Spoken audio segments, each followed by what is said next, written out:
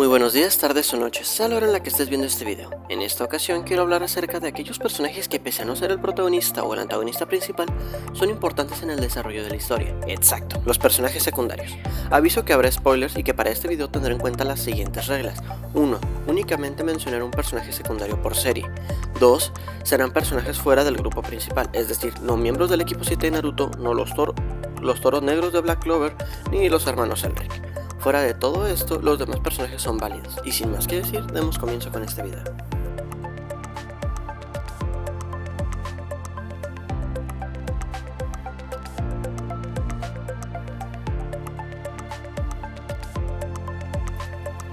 Número 10. Trunks y Mirrors. Arrancamos con uno fuerte, y es que quería destacar a los dos mejores personajes secundarios que nos ha traído Akira Toriyama a lo largo de los años en Dragon Ball Z y Dragon Ball Super. Empezando con Trunks del futuro, es uno de los personajes con el trasfondo más triste, ya que él no es que sufriera muchas pérdidas a lo largo de su vida, sino que él nació en una época caótica en la cual los androides destruyeron todo y los guerreros que podían hacerles frente habían caído en batalla, a excepción de Gohan. Trunks fue entrenado por el hijo de Goku, el cual fue tanto un amigo como una figura paterna para él. A lo largo de los años ambos darían todo de sí para poder superar a los androides y traer paz a su futuro. Sin embargo, jamás lo lograron. Tras la muerte de su maestro y con la ayuda de su madre, Trunks viajaría al pasado con el objetivo de cambiar su futuro, dándole la medicina para la enfermedad del corazón a Goku e informándoles de que deberían entrenar porque en algunos años aparecerían los androides que convertirían el futuro en un infierno. A lo largo de la saga pudimos ver cómo evoluciona su relación con su padre, buscando volverse fuertes juntos y aprendiendo el uno del otro, siendo gracias a estas experiencias que Trunks, al momento de volver a su tiempo, eliminaría a los androides, sin darles oportunidad de defenderse, diciendo que antes de eliminarlos era como venganza por la muerte de sus camaradas y finalmente de su maestro. Por parte de Mirus, es un personaje que a mi punto de vista es el mejor hecho del manga de Super, ya que se nos trata como un ángel rebelde que tras experimentar la vida con los mortales decidió que aunque le cueste la vida no podría quedarse de brazos cruzados frente a la maldad.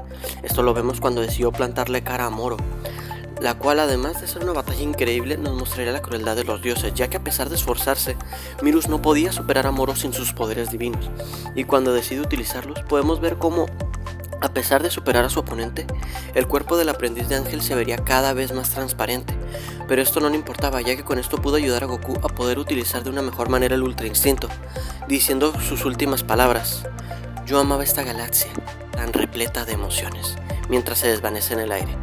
Su participación fue bastante corta, pero fue parte vital de la saga de Moro para mostrarnos el cómo se deben utilizar el Ultra Instinto y el cómo un ángel puede sentirse tan cómodo y feliz rodeado de mortales y sentimientos.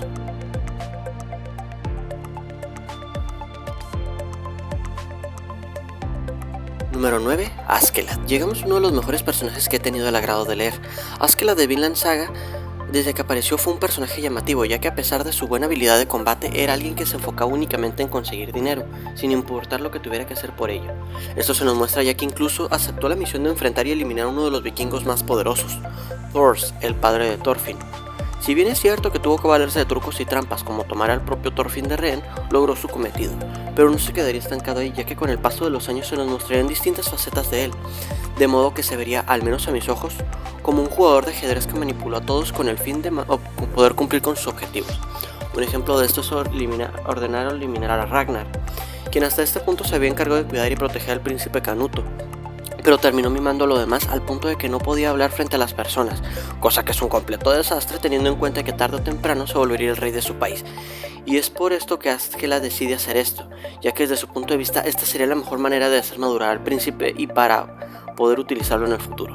Hablando de Thorfinn, si bien es cierto que desde el inicio hasta el final se trató de una historia de venganza, Askeladd fue demasiado benevolente con el protagonista, ya que a pesar de ser un desgraciado amargado, le cumplía sus necesidades de alimento y agua y cada vez que le podía le daba la oportunidad de tener un duelo para que pudiera vengar a su padre. Esto lo vemos incluso al final de la primera temporada, aunque eso lo dejaremos por aquí para no dar spoilers a los que no lo han visto.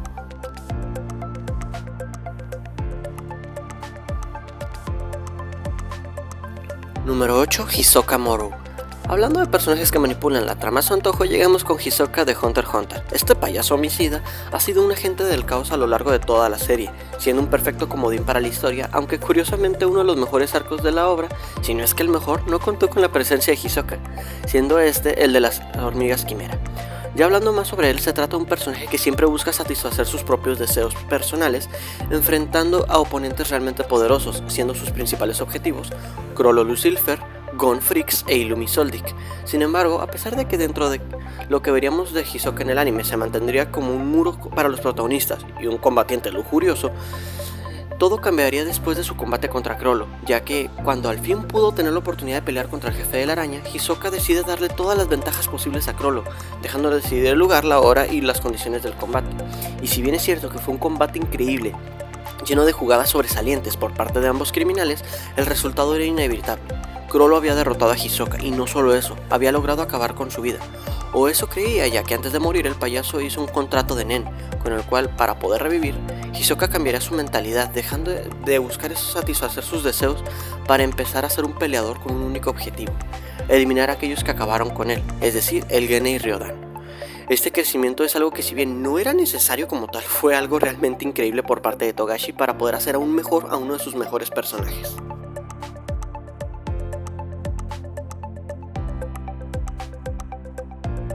Número 7. Mamoru Takamura. El puesto número 7 se lo lleva el mejor personaje de Hajime no Ippo, Takamura. Sé que dirán que es parte del grupo protagonista, y si bien es cierto, el caso de Takamura es distinto, ya que se nos muestra como un muro a superar por parte del protagonista. Es un personaje cuya función es ser uno de los mayores picos de fuerza en la serie para seguir impulsando a Ippo. A pesar de que a la fecha solo he visto la primera temporada del anime, puedo decir que el campeón de peso medio es uno de los personajes más influyentes en su historia, ya que es debido a él que Ippo entra al gimnasio de Kamogawa. Es gracias a él que los que entran en el gimnasio dan su máximo esfuerzo, ya que es alguien sumamente burlón y abusivo, al punto que todos en el gimnasio quieren darle una buena paliza. Pero lo más importante que ha hecho ha sido mostrarle al protagonista la dificultad y la responsabilidad que tiene alguien que quiere volverse o que ya es un campeón, indicando que sus puños no solo pueden tener el amor por el boxeo, sino que deben de tener algo más para poder superar a alguien como Eiji Date. La verdad, aún hay mucho por ver acerca de este personaje. Tarde o temprano retomaré Hajime no Ippo, sobre todo porque quiero ver cómo nuestro copetón avanza para volverse un campeón mundial.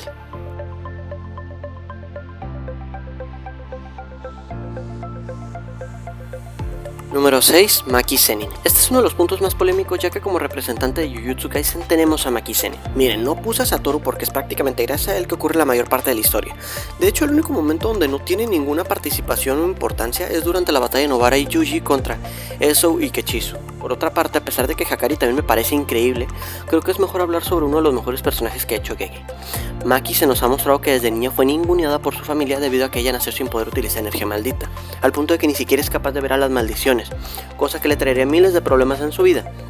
Pero aún con ello, y aunque su familia le pusiera todos los obstáculos posibles, Maki buscó salir adelante, entrenando su cuerpo al límite para poder vencer a las maldiciones haciendo uso de herramientas malditas. Su relación con el resto de estudiantes de Tokio es bastante agradable, siendo curioso el cómo Yuta le parecía desagradable cuando lo conoció, ya que desde su punto de vista él se tomaba el ser hechicero como una broma, ya que en la actualidad lograron ser buenos amigos al punto de que la mayoría del fandom los empareja. Ya hablando de su participación en la serie, es tras los sucesos de Shibuya que veríamos un desarrollo en Maki. Esto sería ya después de que su padre los dejara junto con su hermana para que fueran devoradas por maldiciones, pero antes de que esto ocurriera, Mai se lleva la poca energía maldita de Maki, convirtiéndole en un arma y pidiéndole un último favor a su hermana antes de fallecer, que destruyera todo.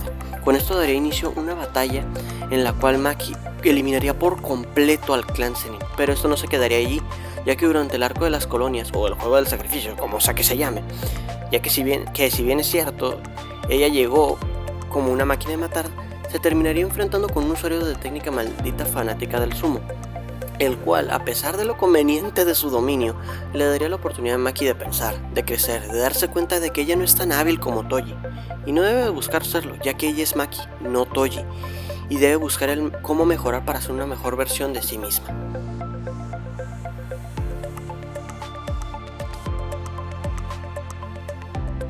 Número 5. Jairo Zeppelin. Antes de que me digan en los comentarios que al ser un yo-yo bro no debería estar en el video, creo conveniente decir que Jairo posiblemente es el mejor de este grupo de personajes, ya que a lo largo de todo Steel Ball Run es gracias a Jairo que Johnny puede ir aprendiendo y sobre todo madurando.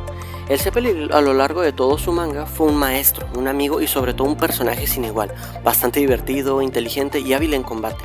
Su Su historia de origen me pareció bastante buena al entrar en la carrera para conseguir el perdón real para un niño inocente que sería ejecutado. Se nos muestra que a pesar de pertenecer a una familia de verdugos, Jairo es alguien con un gran corazón y con un fuerte sentido de la justicia. Hablando de su labor como maestro de Johnny, no hay duda de que fue excelente, enseñándole de a poco cómo progresar con la rotación, acompañándolo en su viaje y siendo capaz de darlo todo con el fin de poder ayudar a su mejor amigo. Uno de sus momentos más interesantes fue cuando al inicio del manga tuvo su combate contra Ringo Road Again, ya que fue sencillamente un duelo entre hombres, donde nada más importaba y solo estaban ellos dos buscando eliminar a su oponente, cosa que fue favorecido gracias al gran nivel de dibujo que mostró Araki durante toda la pelea, siendo al final una victoria para Jairo, terminando este combate con un diálogo de Ringo bastante simple pero efectivo teniendo en cuenta el contexto en el que creció el personaje, el cual fue: bienvenido al mundo de los verdaderos hombres.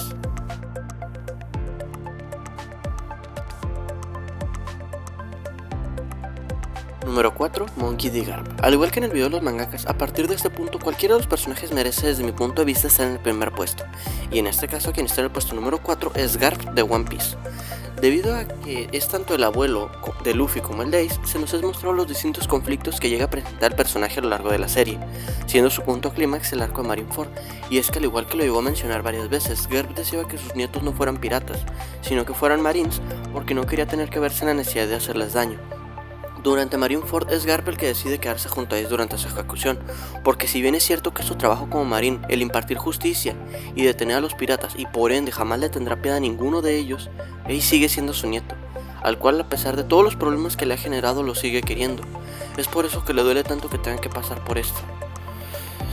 De hecho, tras la muerte de Ace a manos de Akainu, Garp sería el que saltaría al campo de batalla y, dicho por sus propias palabras, si Sengoku no lo hubiera detenido en ese momento, él se hubiera encargado de eliminar al almirante. Tras los sucesos de Marineford ocurrirá uno de los momentos que para mí son los más tristes de todo el manga de One Piece, ya que al llegar a la Villa Fuchsia se encontraría con Dadan, aquella que se encargó de cuidar a los tres hermanos desde que eran niños.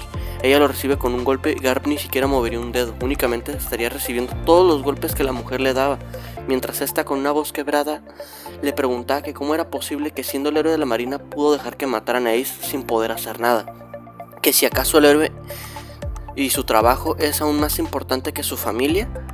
Makino la detendría y le pediría a la líder de los bandidos que se detuviera, ya que Garp era el que más estaba sufriendo por lo que acababa de suceder, pero Dan respondería con: no es cierto, quien más está sufriendo es Luffy, terminando su discusión diciendo que le duele pensar el cómo lo está llevando Luffy. Y es que durante todos estos golpes e insultos que recibe Garp, él ni siquiera la puede ver a los ojos porque sabe que ella tiene razón.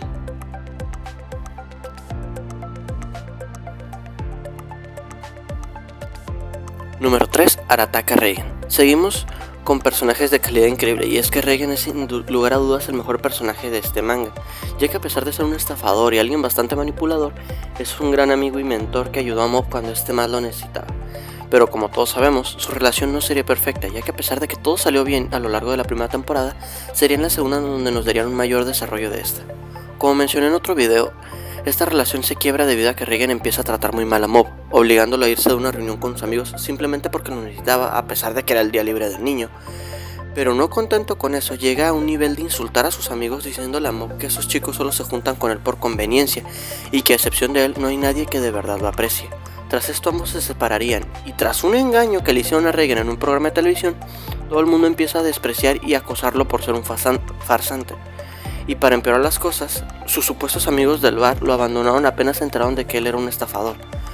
Pero tras entender y tener una oportunidad de redimirse y engañar a los medios, Reigen decide decir a las cámaras algo que estuvo pensando, una disculpa con Mob diciéndole lo mucho que ha crecido.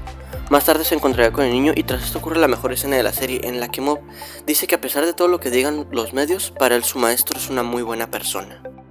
Y ya durante la tercera temporada, a pesar de varios momentos bastante lindos, como Reigen ayudando a practicar para una carrera o ayudándolo a llevar a sus amigos a una montaña para hablar con alienígenas, hay uno que realmente me gusta y es el mejor momento de esta temporada.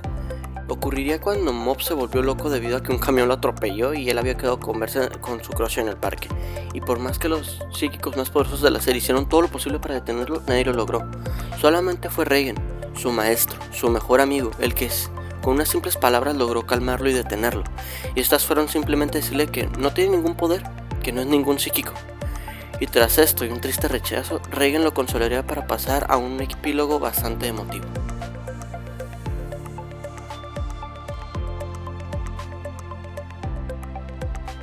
Número 2. Manigoldo de Cáncer. Volvemos a hablar de un personaje que he mencionado anteriormente en mis videos, y es que Manigoldo me parece un personaje increíble. Desde su origen, cuando es rescatado por Sage, se nos muestra como alguien que debido a sus experiencias pasadas no valora a los débiles, debido a lo mucho que él se ha tenido que esforzar por sobrevivir incluso a los espectros. Aunque todo esto cambiaría tras una pelea con uno de sus compañeros, y que Sage decidiría mostrarle a Manigoldo lo que es la verdadera desesperación, mostrándole el destino de las almas en la colina Yomotsu, enseñándole a valorar todavía más su vida. Tras su presentación veremos una breve pelea contra un espectro que creaba ilusiones, sin embargo esta tipa no sería ni siquiera un problema para el Caballero de Cáncer. Sin embargo, donde su participación sería más relevante sería durante el asedio al castillo de los dioses gemelos Thanatos e Hypnos, donde tras una épica entrada, donde le daría completamente igual estar enfrente de los miembros más poderosos del ejército de Hades, y tras ingresar al castillo, únicamente preguntaría ¿quién es Thanatos? Y en cuanto el dios de pelo gris contestó que era el, Manigoldo procedió a atacarlo sin dudar. Y si bien es cierto que fue superado por dicho dios y que ni siquiera con ayuda de su maestro lograban superarlos, este dúo jamás se detuvo. Tras la apertura del camino a los campos elíseos, a pesar de sus heridas, ambos lograrían lo imposible, ya que gracias a Sage pudieron separar a Thanatos de su cuerpo mortal. Con el fin de ganar ante esta deidad, Manigoldo haría lo impensable. Se abalanzaría sobre el dios y ambos caerían en dicho camino, volviendo sus cuerpos en nada más que polvo estelar. Manigoldo no habrá tenido una participación muy larga, pero al igual que los demás caballeros dorados de este manga, dio todo de su ser de una manera tan desinteresada y con el fin de acabar con el ejército de Hades, aunque sea con un poco de ayuda.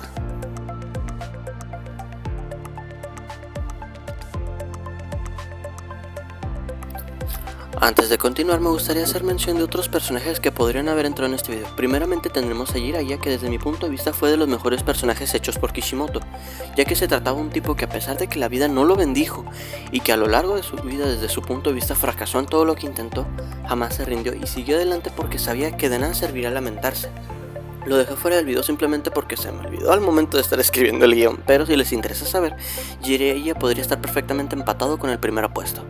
Y el otro personaje se trata de Mereoleona Vermilion, que dejé fuera debido a que después de su participación en el arco de los elfos fue prácticamente retirada de la serie, cosa que me parece lamentable ya que ella se nos mostraba como el punto más alto de poder que se puede alcanzar simplemente por vivir en la naturaleza y comprender el maná de una mejor manera que los demás. Y si bien es cierto que en el arco actual está teniendo una buena participación, no supera su pelea contra los elfos. Ahora sí, pasamos con el puesto número 1.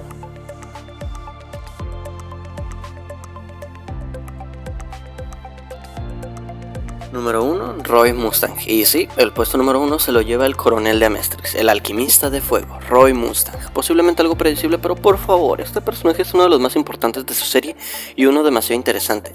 Su origen no es de todo claro, sin embargo lo que sí sabemos fue que conoció a Berthold Hawkeye, el cual sería la persona que le daría aquello que lo caracteriza más, su alquimia de fuego. Tras la muerte de Berthold, su hija quedaría a la deriva y sin saber qué hacer, pero Roy le contaría del sueño que tenía, el cual se trata de querer volver a Amestrix, un país mejor sin tener que recurrir a guerras sin sentido. Risa decide seguirlo, entrando en el ejército y descubriendo su talento con los francotiradores. Tiempo después ocurrió la masacre de Ishbal, en la cual ambos tuvieron que acabar con vidas inocentes, y es debido a estos sucesos que Risa se quebraría mentalmente y le haría a Mustang la siguiente pregunta, la cual es: ¿por qué los soldados que se supone que deberían estar protegiendo a los civiles se encuentran acabando con ellos? Esto hace que Roy se dé cuenta de que debe empezar a moverse, y tras cumplir la petición de Risa de quemar la investigación de su padre grabada en su espalda para que nadie pueda usar la alquimia de fuego otra vez, y tras unos pocos años conoce a los hermanos Elric, y después de eso ocurrió un suceso que le cambiaría la vida a Roy de ahora en adelante. Una noche, en medio del trabajo, recibió una llamada de su amigo Mess Hughes. Tan frecuentes eran las llamadas de este al coronel, que lo primero que Roy dice al contestar es: si me vas a presumir a tu hijo o a tu esposa, mejor cuelga. Pero a diferencia de otras ocasiones no hubo respuesta. Algo estaba mal. Poco después se enteró de la verdad. Su amigo acaba de ser asesinado y se daría cuenta de que fue probable que haya sufrido ese destino debido a que descubrió algo y fue silenciado. Con el paso de los capítulos, a pesar de que actuaba relajado y burlón frente a los demás, dentro estaba acrecentando un sentimiento, su ira. Mientras se encontraban investigando los túneles subterráneos, se encontró con Lujuria, un homúnculo que trataría de eliminarlos a él y a Havok.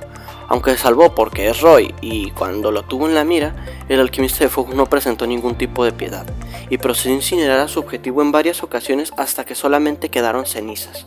Toda esta experiencia le sirvió para descubrir que uno de los homúnculos había sido el verdugo de su amigo.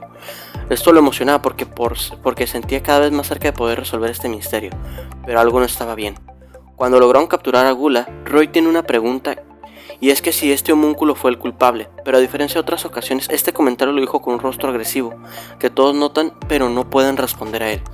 Acercándose al final de la temporada, mientras se encontraban en el subterráneo de Mestris, nuevamente, se terminan encontrando con Envidia, el cual admite haber eliminado a Hughes.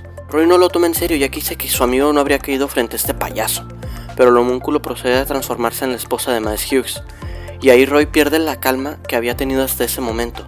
Su presa estaba frente a él y no pensaba dejarle escapar. El coronel comienza a hacer una serie de ataques mientras su rostro únicamente muestra una furia incontrolable. Al momento de estar arrinconado, Risa le apunta con un arma pidiéndole a Mustang que comprenda que no va a dejar que mate a ese homúnculo, que ella se encargará de él. El alquimista de fuego le contesta furioso pidiéndole que lo deje acabar con ese monstruo, que al fin lo encontró. Risa lo comprende, pero le dice que esto no lo hace por su país o por sus camaradas. Solo lo hace por satisfacer ese odio y procede a decirle que no vaya por favor por un camino donde ella no lo pueda seguir. Él pregunta que qué sucederá luego de que ella jale el gatillo. Ella dice que ayudará a que termine la rebelión y después de eso seguirá su mismo destino. Tras esto y unas palabras de Scar, Mustang se detiene y no es hasta este punto que la teniente baja el arma.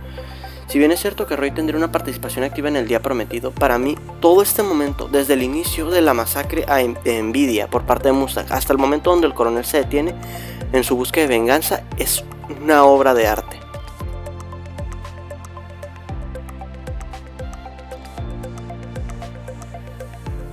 A lo largo de este video mi intención fue mostrarles el por qué estos personajes me parecen tan buenos, ya sea por su escritura, su carisma o sus escenas e influencia en la historia.